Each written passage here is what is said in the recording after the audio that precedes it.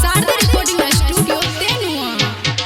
जब रहिया में रनिया निकल जाल हो, सब लइका के नियत बदल जाल हो।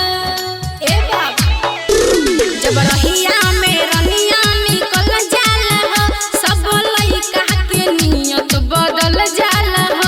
जब घूमे आवेली दलानी पर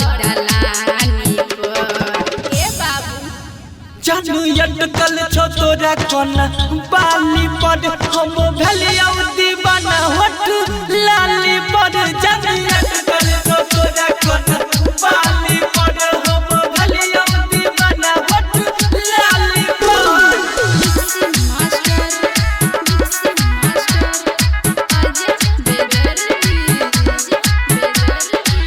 सब लइका बाटे हमारे परसान, हमारे परसान। सब लइका छीरो केला हमारे पजाने हो, हमारे पजान। ए बाबू जरा पीछे हट जाओ।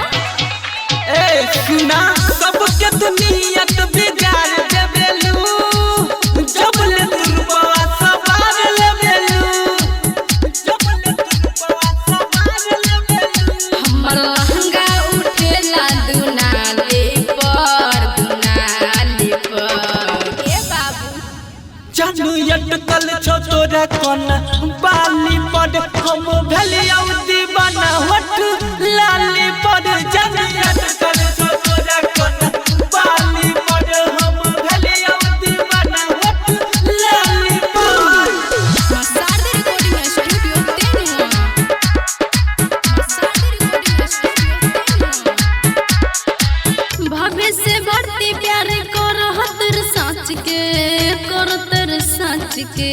आज बेदर्दी दिल में रखतर साट के, रखतर साट के।